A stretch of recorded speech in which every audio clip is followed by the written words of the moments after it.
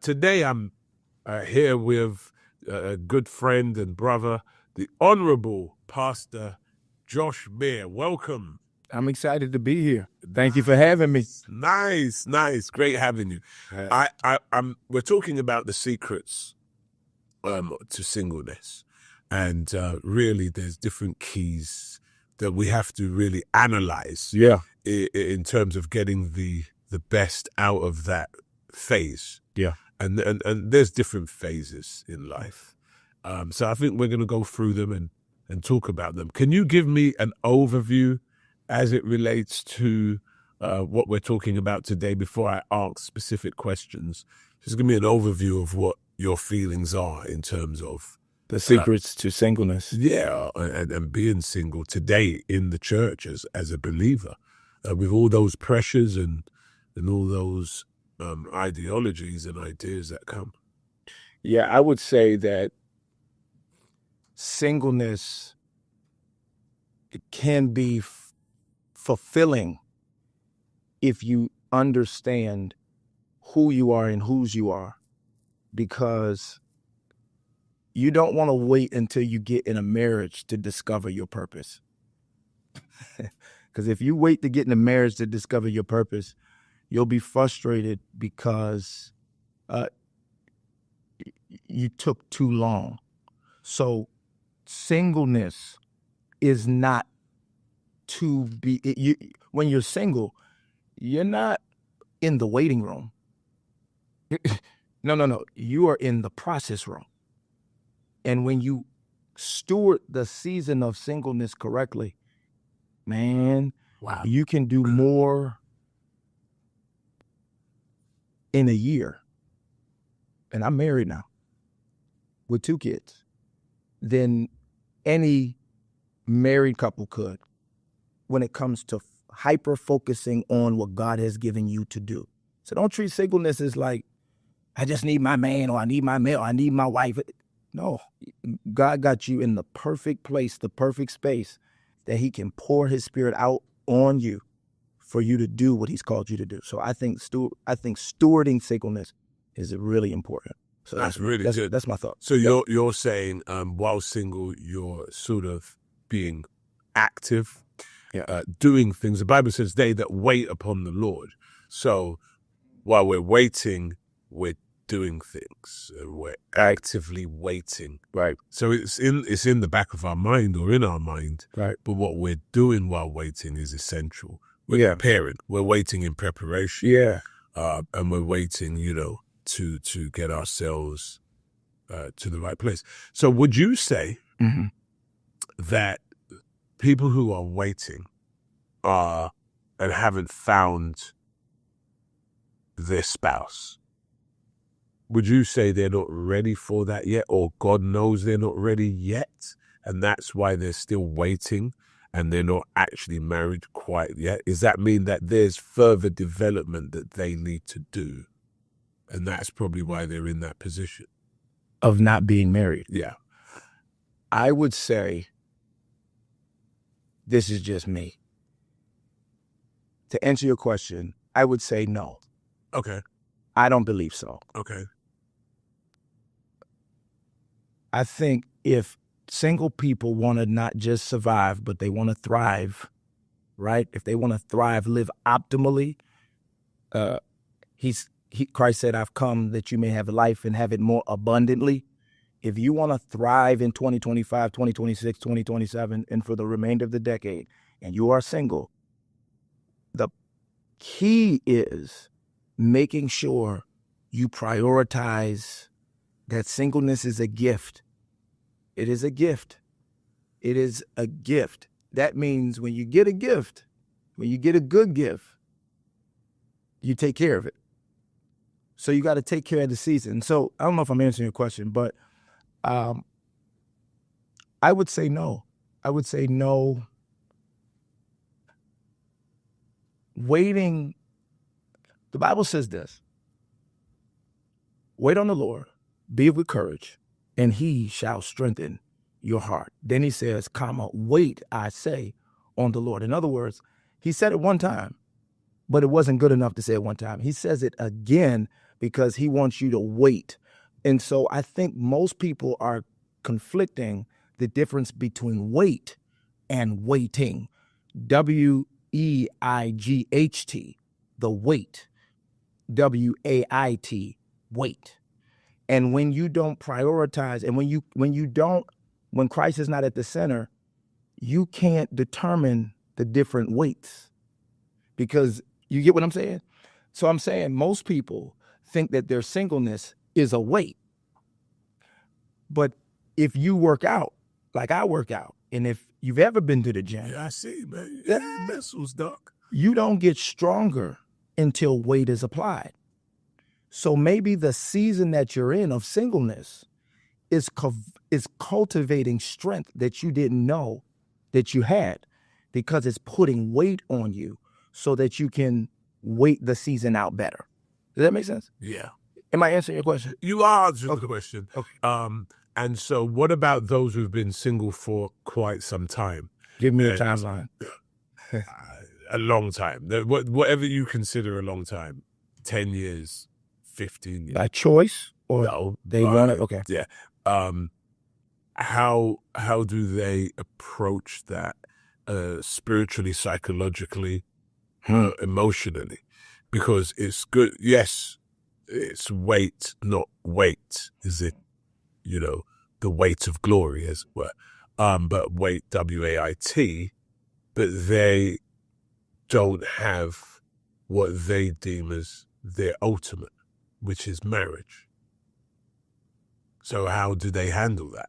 How do they handle? Yeah, waiting for an extended period of time and not being married, so they don't have what they really desire. And the things that come with that. With being married. With being married, which is having somebody around. Companionship, sex, yeah. Emotions, physical emotions towards them. The highlight reel of what we say marriage. Traveling. Imagine travel, or do you go with, you go and eat in restaurants by yourself. I'm with you. Yeah. I'm just saying I'm saying with every blessing there's a backside with a burden. Yeah. Yeah. With every blessing, there's a backside to the burden. So you're saying it's perspective.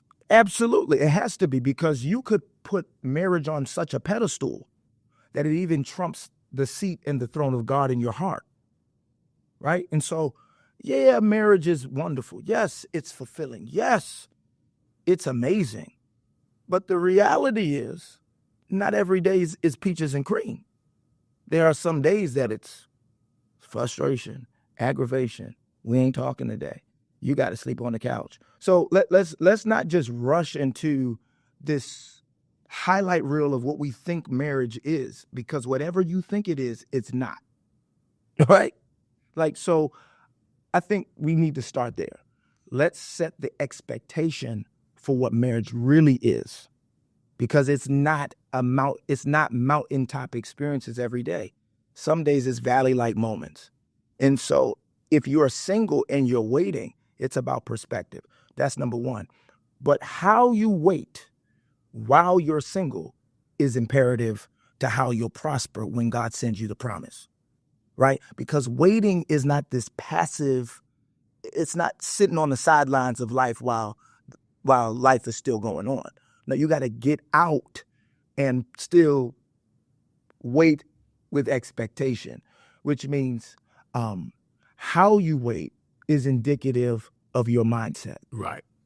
Right. So if you take on a victim mentality and not a victor mentality, you'll wait differently. Right. Right. So you'll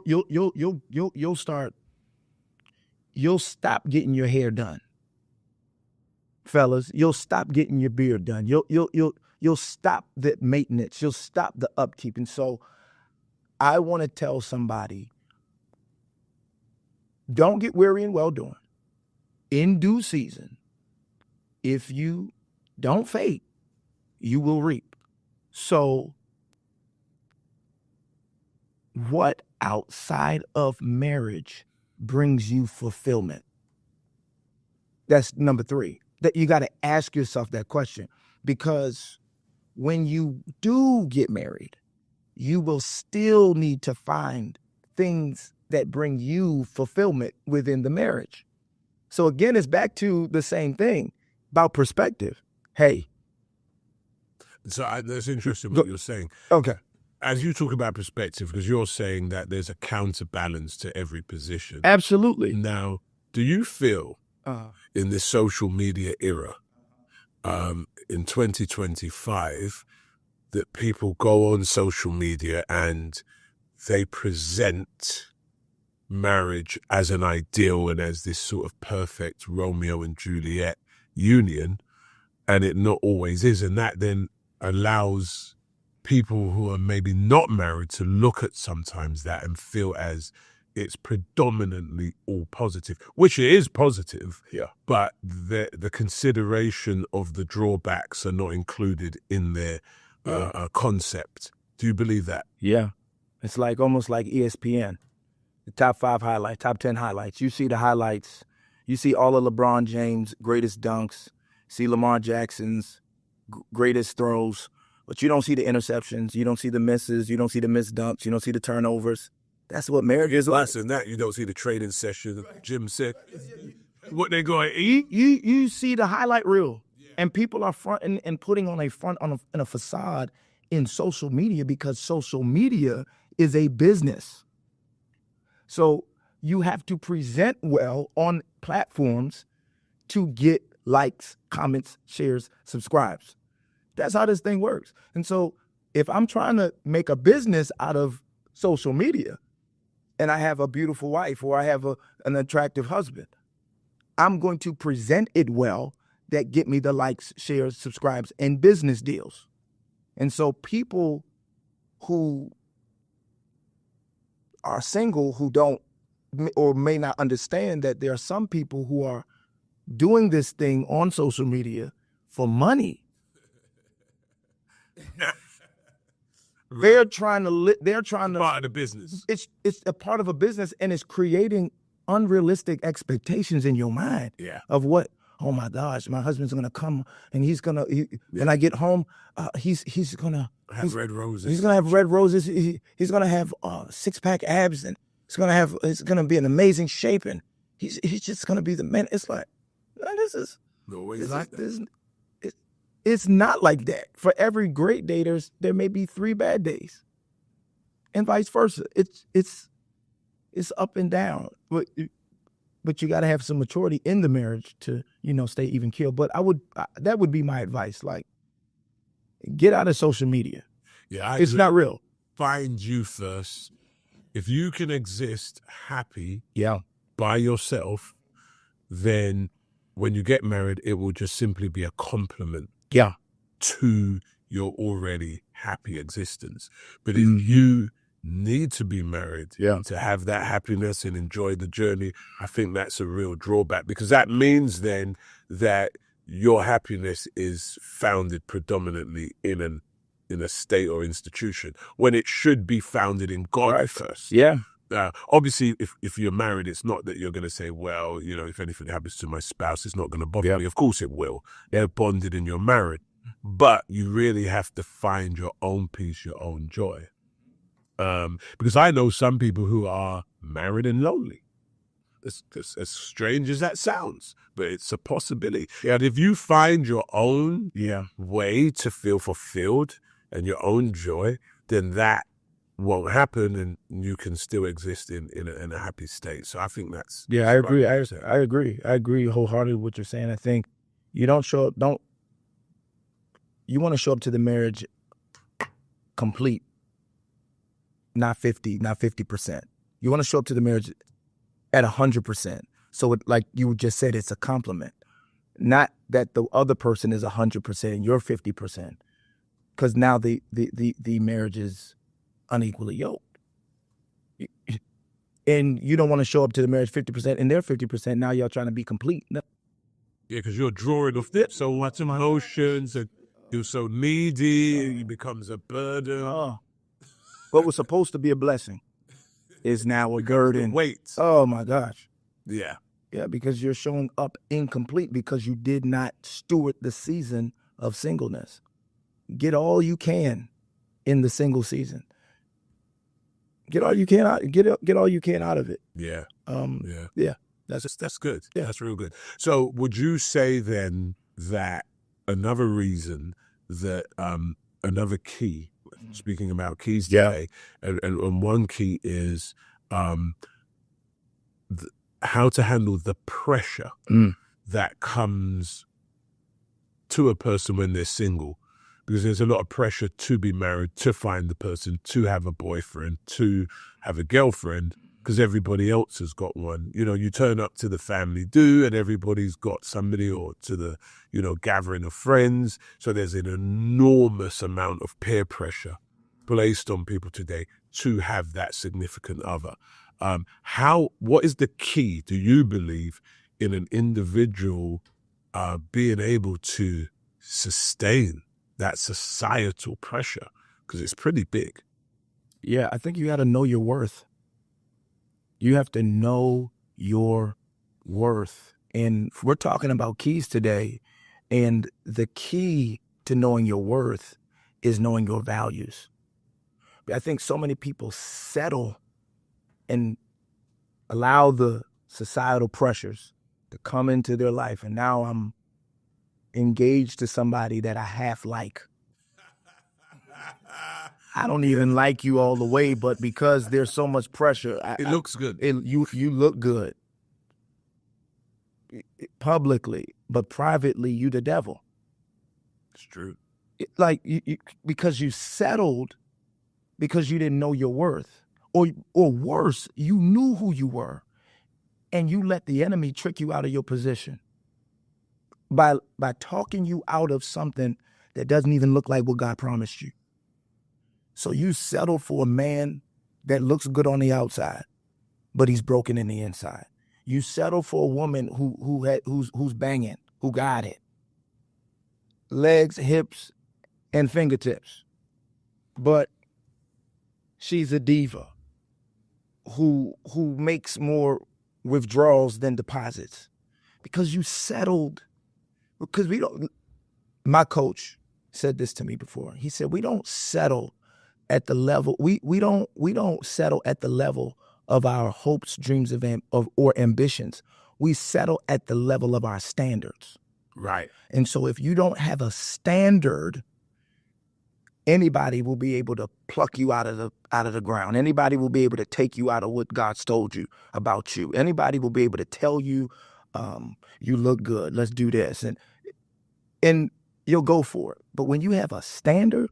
I like that, because you've got to set your own standard. None of us can get up today and go into the shop and decide what we want to pay for an item.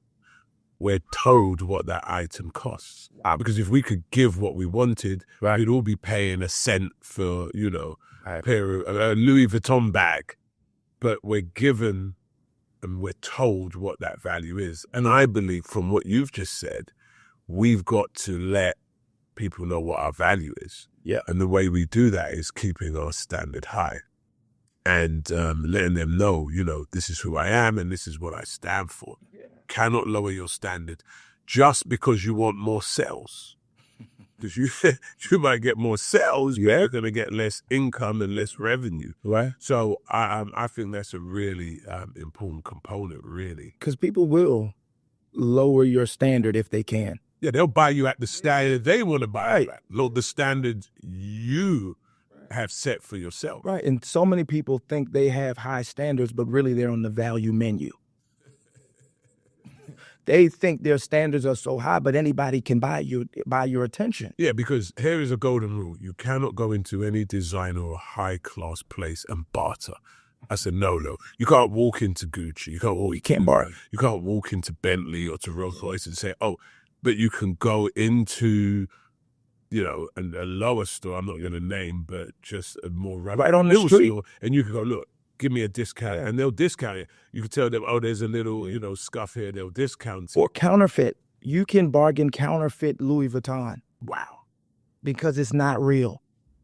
When you don't know who you are, don't know your value. You don't know your value. You settle for anything. Yeah. Wow. So so the important thing you're saying is to know your value, Yes. keep your standards, know what you're looking for. Because nobody knows it but you. Wow. Who else is gonna know it? Who else is literally gonna know this is the going rate for my attention? Only you know it. So you got to put a price on it. And it's not a physical price. It's an energy price. Yes, an energy price. It's your lists. And here's another key. Yeah. Let's go into another key. The key is you've got to know what you're looking for. Yeah. And it should be listed out in different areas of life, different aspects. And we're not just talking about, oh, he has to be a baller and have this amount of money. No, they should be. We're speaking about emotional Right. connection. Right. We're talking about vision. Yeah. We're talking about spirituality. Yeah. That's really what we're talking about. That's we're not huge. talking about anything else. Especially for the men. Yeah. Because the stats say that if a man comes to church, it's 92% likely the family will. But if a female comes to church, I think the stat drops to something like 40% or so. Wow. So if a man is spiritual, that house is going to usually be saved. So I think we have to, for the singles, they have to have a list of what they want in a person. But it goes both ways. They have to also know what they're giving. They have to have a list of, I will give this, I will give that. This is what the value I'm going to add. Or else you'll enter into when you meet someone and you'll say, you better have all these 10 things. But they're sitting there thinking, wow, this is a heavy price. What you got? What are you bringing to the table? You see what I mean? So, Yes. because, value. Absolutely. The only reason we can say that you can't go into Rolls Royce, Bentley, and these high designer stores and barter is because they have shown their value. There's no question in their value. Handmade this and that and the other, They have a track record. They have a track record. Okay, here's another question. Yes. Here's another question. You're single. How do you stay? What is the key to staying saved? And when we talk about staying saved, abstinence, and not succumbing to the pressure of, well, you know what? I'm single. I've been single for a while. It's difficult. And I'm going to get into, A situationship. That's what they calling it now. what they call it? A situationship. A situationship. Which is we're not Intimacy before marriage. Yeah, we're straddling the fence. We don't have a real title. In church, we do that in church. Let's not play the game. Like, it's church folk that are doing the messed up stuff. It's the people that know that they're not supposed to be doing it that's doing it. So how do I keep my salvation when my flesh is on fire? Yes, sir.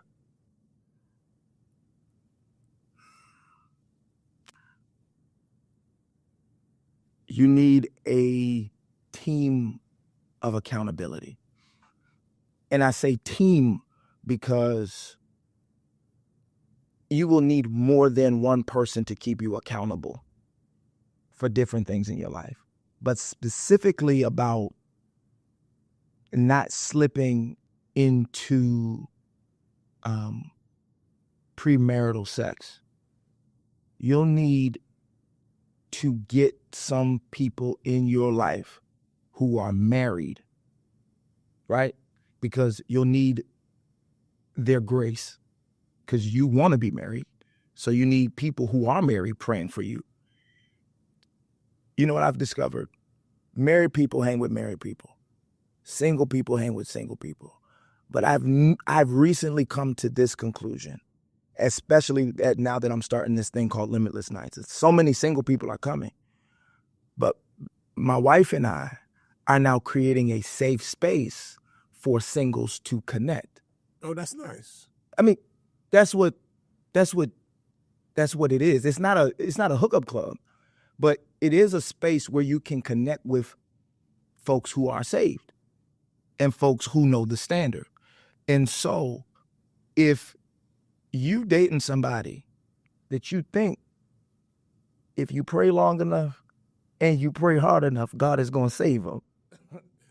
God, you setting yourself up. I just know God is going to save him from me. He ain't saved yet, but I love him. He make money. He's strong. He got all the things, but he just not saved. Yeah, but he got you in his bed. That's not integrity. You want a man with integrity who knows the scripture. And you want a man also who doesn't just know it, but knows it well enough to cover you. Right. So yeah, the unsaved guy, you love him, you like him, you dating him, you doing all these things with him, or her, vice versa. But there is not a standard there to keep you in the right and straight and narrow path. So I would say accountability, get the right people around you, because teamwork makes the dream work. So if you're not around the right people with the right mindset, the right people who are doing the right thing, who want to do what you're trying to do, like you're trying to be married, you're trying to not have premarital sex, you got to be connected to those kind of people. That's what I think. That's what I think. Wow. And keep your standards so you know what. Yeah, like if you know it's a struggle for you, don't go to the club. Why are you going there?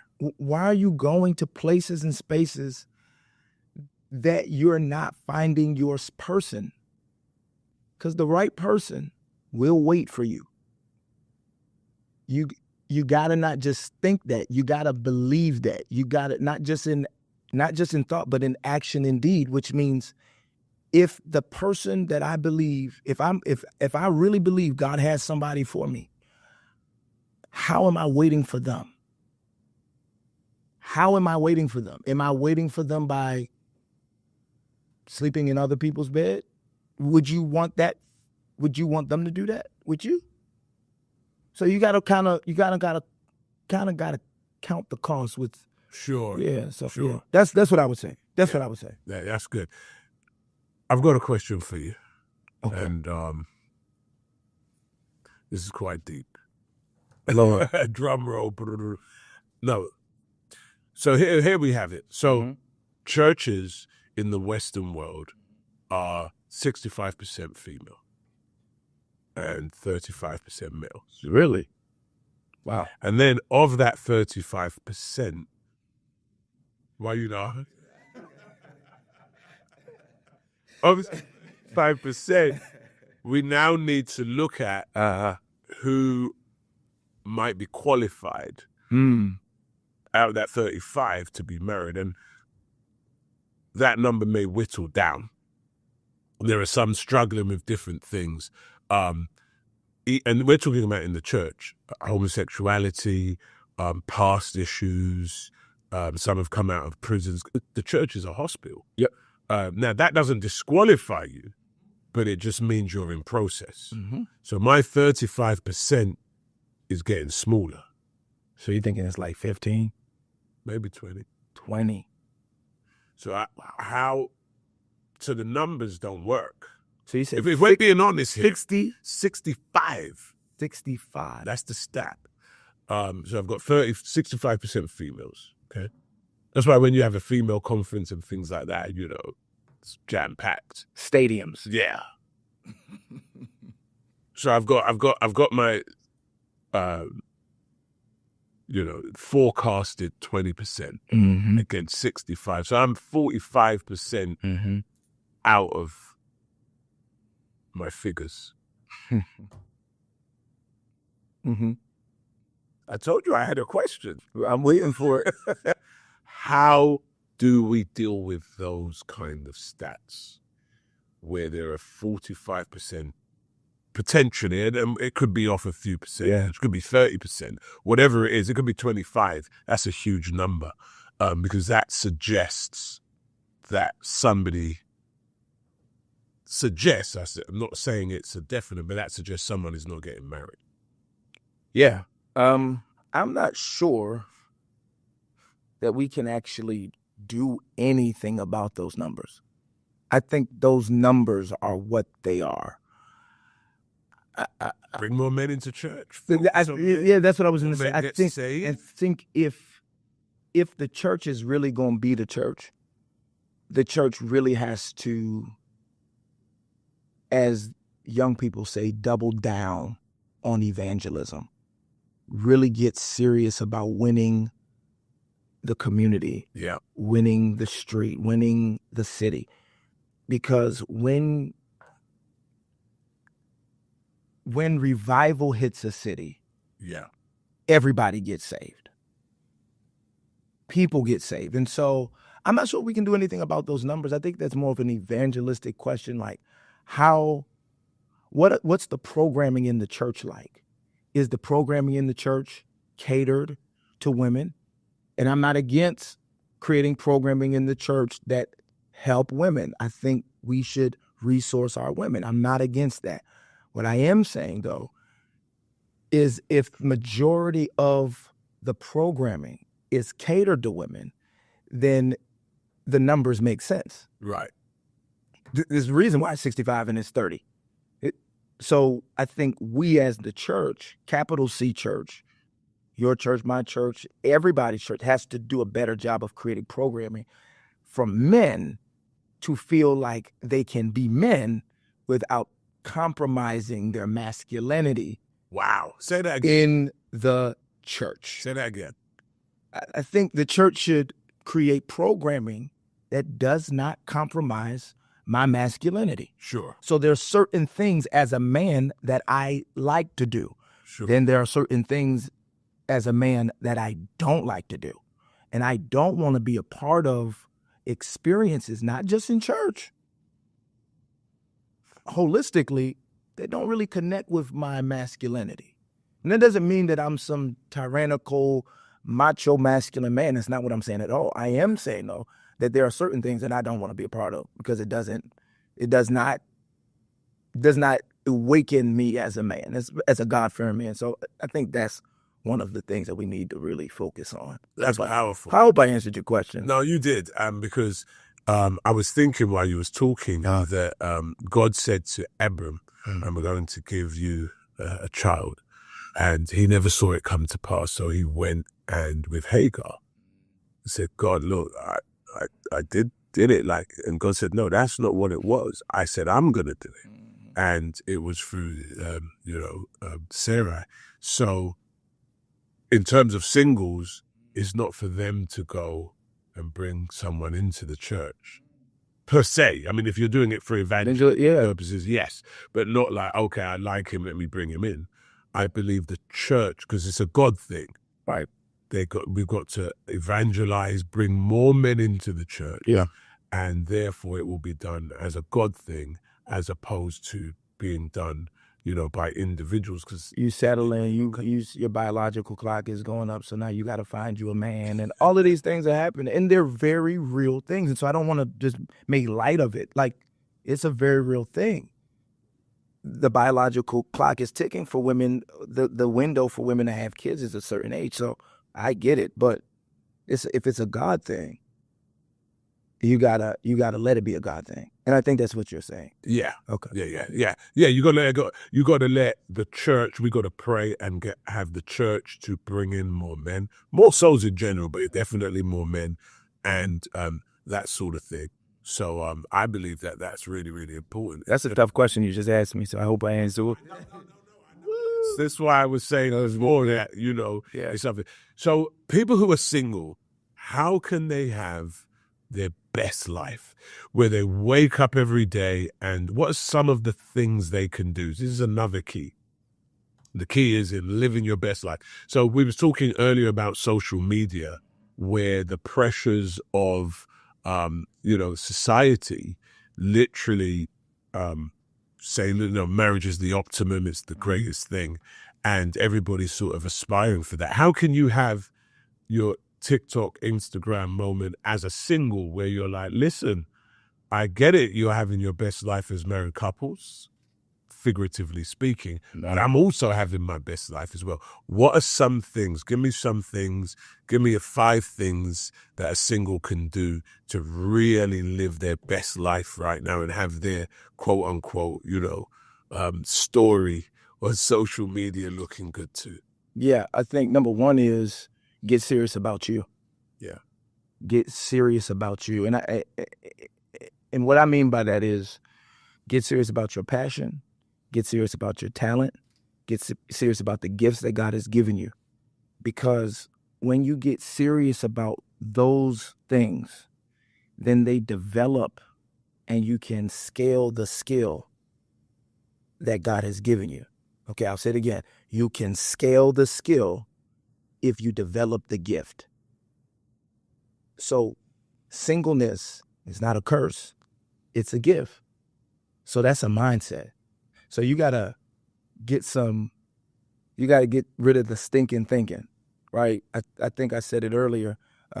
Romans 12:2 says, be not transformed or be not conformed to this world, but be transformed by the renewing of your mind. So you got to get rid of some of the stinking thinking about your singleness, because it's not a curse, it's a gift. And when you adopt this mentality, you'll have a growth mindset. And when you have a growth mindset, you're not lacking. Nothing's lacking. Nothing's missing. And so when you you get serious about yourself, number one, you get serious about your passion, you get serious about your gift, you get serious about your growth mentality, then you start living in the abundance of what comes from a growth mentality, which is the fruit of the singleness. So somebody said the other day, we are living in two seasons. He said we're either living in a season of reaping or in a season of harvest, of sowing or reaping, right? Yeah. And I just kind of was like, I don't know if that's true. I think the mature believer, specifically the single believer who is maturing, needs to understand you're not in either or season. You're not in a reaping or a sowing season. You're always in a sowing season because you always want to be reaping. So you always in that. You're not between the two. So I think plant the seed. Plant the seed. Develop the gift. Develop your passions. Wow. Get serious about what's your 5-year plan about you. Because when you get married, the 5-year plan shouldn't change. You should be able to be so crystal clear with the vision that God has given you. And I also you can say it to the person. I find it hard to understand as well. People who are single usually have more time. I mean time on time. And then they got they're not helping in the church. They're so busy doing other stuff. They can be a lot more resourceful in terms of doing things in the church, which brings about a level of attraction as well. Yeah. You see, there's an ambience that comes from that and an anointing that comes out of that.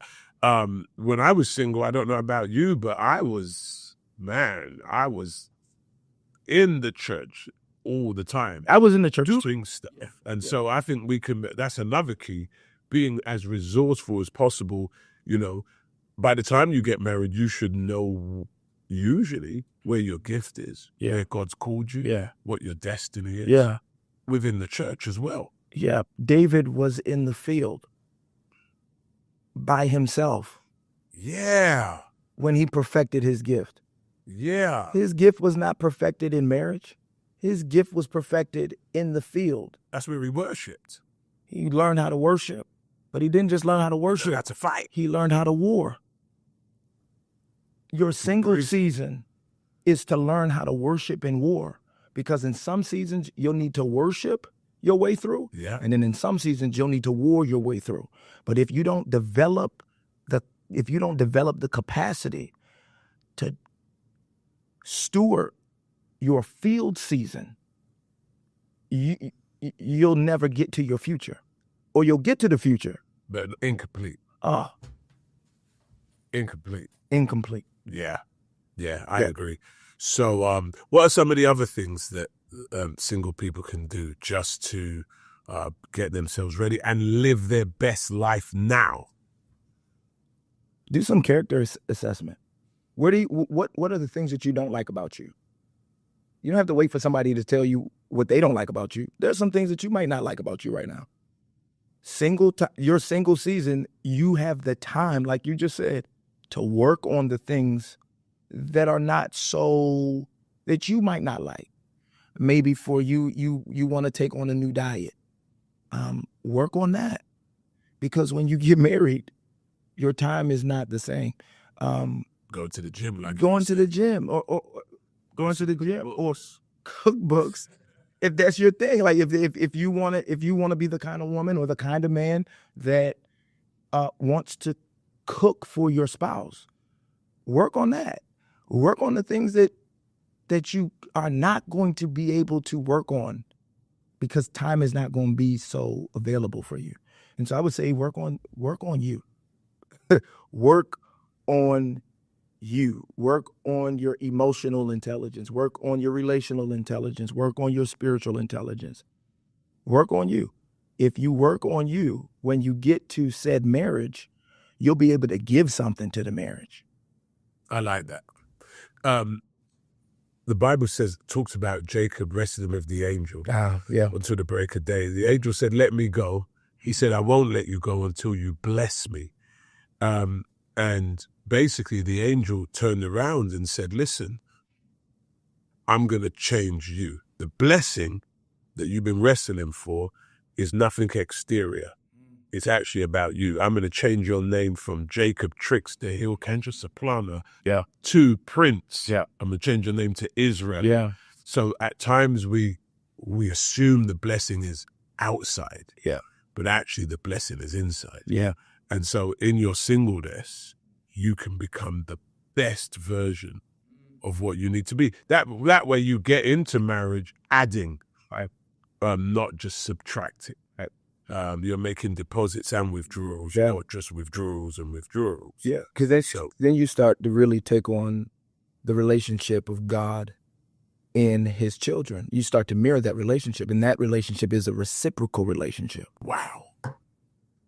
It's reciprocity. Wow. He creates man messes up, but he still pursues man and redeems man. That's reciprocity. Do you have the capacity right now to be reciprocal? That's what singleness is for. That's what the stewarding of that season is for. So that's why salvation is by faith and action. Got to be baptized, got to have the Holy Spirit, because God wants reciprocity. He could have done it without it. He didn't. He had all principle is, oh my God, I need some of your input. Not just take. I'm not give. I'm not on just on your level. My gosh, we could preach. Right? I mean, I need to write that down. Yeah, this is good, man. Listen, this has been a wonderful encounter. We've been speaking about the secrets and the keys to being single and saved. And we've had such a wonderful discussion. Listen, I want you to join us next week for another episode. We're going to go into episode number 3. And it's going to be a great blessing. If you have been watching today, I want you to subscribe to the channel and be a part of what we're doing.